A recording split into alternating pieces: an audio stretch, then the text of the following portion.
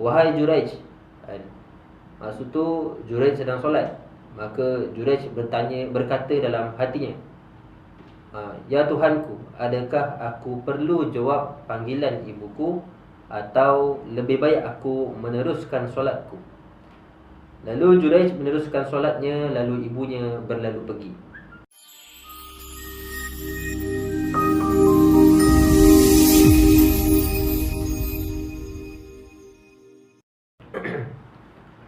Bismillahirrahmanirrahim. Assalamualaikum warahmatullahi wabarakatuh. Alhamdulillahirabbil alamin, wassalatu wassalamu ala asyrafil anbiya'i wal mursalin sayyidina Muhammadin wa ala alihi wa sahbihi ajma'in. Alhamdulillah, syukur kehadirat Allah Subhanahu wa taala. Dengan limpah kurnianya Allah memberi keizinan, kekuatan kepada kita untuk kita bertemu kembali pada minggu ini, InsyaAllah, untuk mendengar sedikit peringatan untuk sebagai menjadi pengajaran dan pedoman dalam kehidupan kita. Selawat dan salam ke atas junjungan besar Nabi Muhammad SAW, di atas pengorbanan baginda bersama para sahabat, tabi'in. Alhamdulillah, iman dan Islam sampai kepada kita pada hari ini. InsyaAllah hari ini kita akan berkongsi berkenaan tentang suatu kisah, yang mana kisah yang terdapat di dalam hadis yang diriwayatkan oleh Al-Bukhari dan Muslim, yang mana bahawa mafhumnya daripada Abu Hurairah radhiyallahu anhu bahawa Rasulullah SAW bersabda, tiada bayi yang boleh bercakap ketika masih bayi, dan tiada bayi yang boleh bercakap ketika masih bayi, kecuali 3. Antaranya Isa bin Maryam, iaitu Nabi Isa AS, dan seorang bayi yang hidup pada zaman Juraij. Dan seorang bayi yang hidup pada zaman Juraij. Siapakah Juraij? Juraij ialah seorang lelaki ahli ibadah. Ahli ibadah. Dia mendirikan sendiri tempat ibadahnya. Pada suatu hari semasa sedang bersolat, ibunya memanggil. Ibunya panggil, ibu kepada Juraij panggil, wahai Juraij. Maksud tu Juraij sedang solat. Maka Juraij berkata dalam hatinya, ya Tuhanku, adakah aku perlu jawab panggilan ibuku, atau lebih baik aku meneruskan solatku? Lalu Juraij meneruskan solatnya, lalu ibunya berlalu pergi.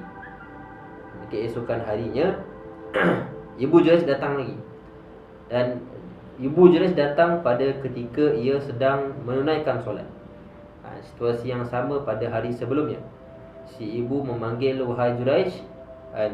Kemudian sama juga pada hari sebelumnya, Juraij mengadu kepada Allah Subhanahu wa taala, ya Allah, perlukah aku memenuhi panggilan ibuku, atau aku perlu meneruskan solatku? Lalu ia meneruskan solatnya. Juraij memilih untuk meneruskan solatnya. Lalu ibunya pergi meninggalkan Juraij. Pada satu pagi ibu Juraij datang lagi. Ketika itu Juraij sedang solat. Si ibu memanggil, wahai Juraij. Ini yang kali yang ketiga. Juraij berkata, ya Tuhanku, perlukah aku memenuhi panggilan ibuku, atau meneruskan solatku? Dia akhirnya membuat keputusan untuk tetap meneruskan solatnya. Lalu ibu Juraij bersumpah. Ibu Juraij bersumpah, ya Allah, janganlah engkau matikan dia sehingga ia menghadapi fitnah melakukan hubungan dengan pelacur. Nauzubillah. Ibunya bersumpah. Sebab apa? Sebab tidak menyahut panggilan Juraij. Juraij tidak menyahut panggilannya tadi. Lalu ibunya bersumpah, ya Allah, janganlah engkau matikan dia sehingga dia menghadapi fitnah melakukan hubungan dengan pelacur. Orang Bani Israel sering menyebut-nyebut akan hal ketekunan ibadah Juraij. Maksudnya orang yang bernama Juraij ni memang dah terkenal di kalangan orang-orang Bani Israel, bahawa dia ni ialah orang yang kuat ibadah. Tiba-tiba datanglah daripada kalangan mereka seorang perempuan yang sangat cantik dan berkata, Jika kamu semua menghendaki, maka aku akan memberikannya fitnah. Yang mana perempuan tersebut itu adalah seorang pelacur. Maka perempuan tersebut itu pergi menemui Juraish dan menggodanya. Tetapi Juraish adalah orang yang kuat ibadah, tidak mempedulikannya. Lalu pelacur tersebut pergi berjumpa dengan seorang penggembala yang sedang berteduh di tempat dekat dengan tempat ibadah Juraish. Maka apa yang perempuan itu buat? Dia telah melakukan zina dengannya sehingga hamil. Perempuan itu tadi melakukan zina dengan penggembala yang tak jauh daripada tempat ibadah Juraish. Tak lama kemudian pelacur itu melahirkan seorang bayi. Maka orang ramai bertanya, bayi ini hasil perbuatan siapa? Maka perempuan itu tadi menjawab, Juraish. Dia mula fitnah Juraish. Maka mereka telah pergi ke rumah ibadah Juraish dan memaksanya keluar. Selanjutnya mereka memukul Juraish, mencaci maki dan merobohkan tempat ibadahnya. Kemudian dalam keadaan terpinga-pinga, Juraish bertanya, ada apa ini? Mengapa kamu semua memperlakukan aku seperti ini? Mereka menjawab, engkau telah berzina dengan perempuan ini sehingga ia melahirkan seorang bayi. Ia bertanya, di manakah bayi itu sekarang? Kemudian mereka datang dengan membawa bayi tersebut. Juraish berkata, berilah aku peluang untuk menunaikan solat. Lalu Juraish pun mendirikan solat. Selesai solat, Juraish menghampiri bayi itu, lalu mencuit perutnya. Dia cuit perut bayi itu. Seraya bertanya, wahai bayi, siapakah ayahmu? Maka bayi itu pun menjawab, ayahku ialah seorang penggembala. Maka bukan Juraish lah, penggembala tadilah yang dekat dengan tempat ibadah Juraish. Serta-merta orang-orang yang menyaksikan karamah Juraish itu tadi meminta maaf kepadanya. Mereka berkata, kami akan mendirikan kembali tempat ibadahmu yang terdiri daripada emas. Dah rasa bersalah. Orang ramai itu tadi rasa bersalah. Dia nak dirikan kembali tempat ibadah Juraish dengan emas. Maka Juraish pun jawab, jangan. Cukuplah daripada tanah sahaja. Sebagaimana yang dahulu, sebagaimana sebelum dirobohkan, hanya menggunakan tanah saja. Lalu mereka pun bersetuju untuk membangunkan semula tempat ibadah sebagaimana yang dikehendaki oleh Juraish. Ketika ibu si bayi memangku anaknya untuk disusui, tiba-tiba datang seorang lelaki menunggang kuda yang gagah dan tampan, lalu di hadapannya. Maka si ibu itu berdoa, ya Allah, jadikanlah anak aku ini seperti dia. Tiba-tiba bayi itu melepaskan susu ibunya dan menoleh kepada penunggang kuda tersebut seraya berkata, dia lepaskan, dia toleh kepada penunggang kuda itu. Kemudian dia berkata apa? Bayi itu berkata, ya Allah, jangan jadikan aku seperti dia. Lalu ia kembali meneruskan susuannya. Kemudian lalu segerombongan orang membawa wanita hamba. Lepas daripada penunggang kuda tadi, lalu serombongan orang yang membawa wanita hamba sambil memukulnya. Kemudian menuduh wanita tersebut, kamu telah berzina, kamu telah mencuri. Sementara hamba sahaya perempuan itu berkata, cukuplah Allah sebagai pelindungku. Melihat kejadian ini, si ibu berdoa, ya Allah, jangan jadikan anak aku seperti dia. Maka bayi itu melepaskan susu ibunya sambil melihat ke tempat wanita hamba saya tersebut. Lepaskan susu, tengok ke tempat wanita hamba saya tersebut, sambil berdoa, ya Allah, jadikan aku seperti dia. Dalam pembicaraan itu yang berulang, si ibu berkata kepada anaknya, di belakangku berlalu seorang penunggang kuda yang gagah dan tampan. Ini adalah pembicaraan yang lain. Maksudnya yang diulang semula lah. Lalu aku berkata, ya Allah, jadikan anakku seperti dia. Lantas engkau berkata, ya Allah, jangan jadikan aku seperti dia. Kemudian lalu di hadapanku wanita hamba saya yang mereka memukulinya serta mengatakan bahawa ia telah berzina dan mencuri. Melihatkan hal yang mencemaskan ini, aku berdoa, ya Allah, jangan jadikan anak aku seperti dia. Lalu engkau berkata, ya Allah, jadikan aku seperti dia. Maka bayi itu menerangkan kepada ibunya Wahai ibu, sesungguhnya penunggang kuda yang tampan itu adalah seorang yang sangat sombong. Maka aku berdoa, ya Allah, janganlah jadikan aku seperti dia. Maka bayi itu berkata kepada ibunya, dia beritahu ibunya bahawa yang penunggang kuda yang tampan itu adalah seorang yang sangat sombong. Maka dia doa kepada Allah, jangan jadikan orang yang sombong seperti penunggang kuda tersebut.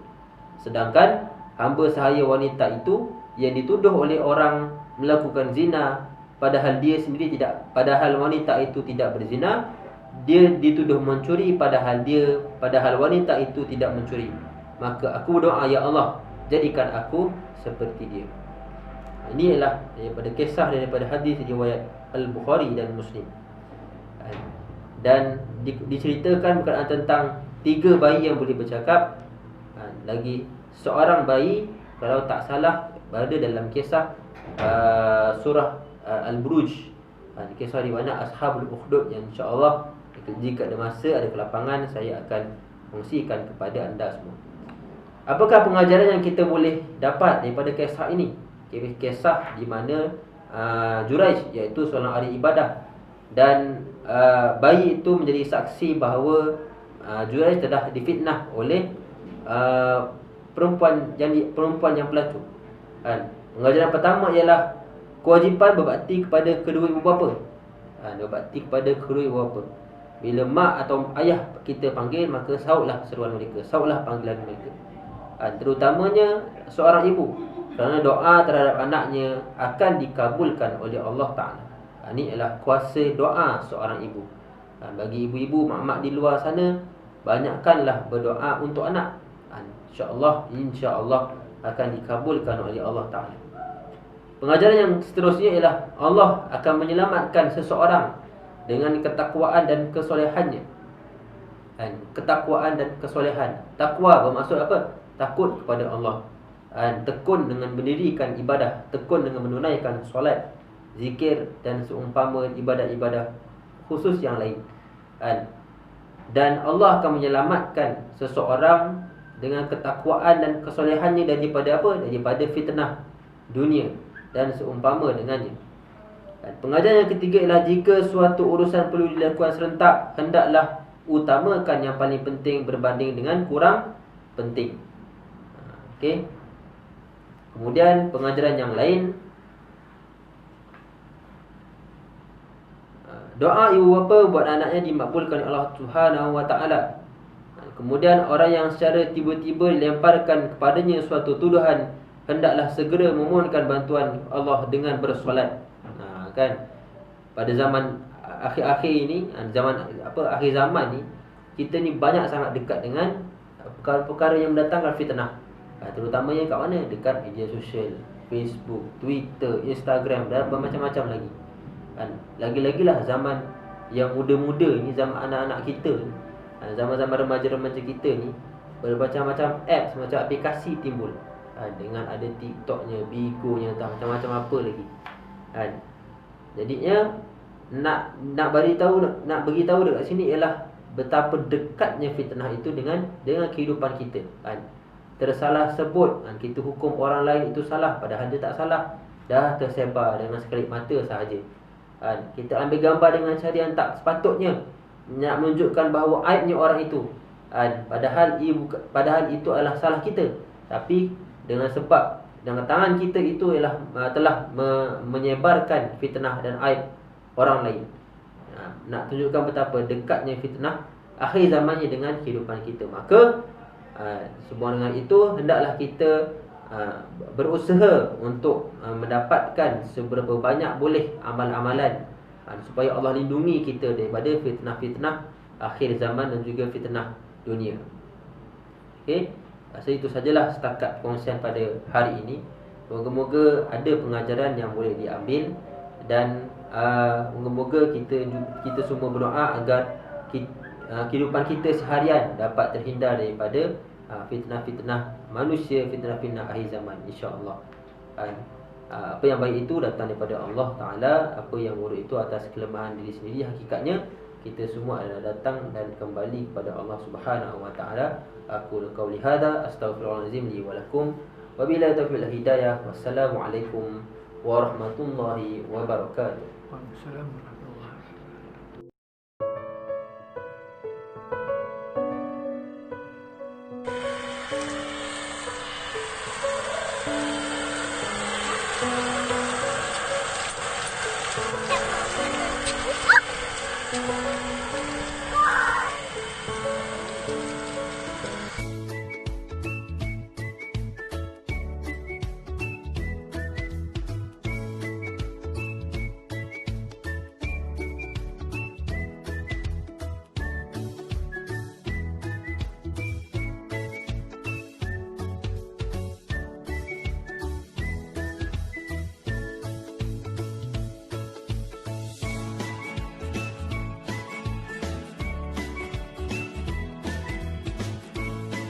Syukran jazilan.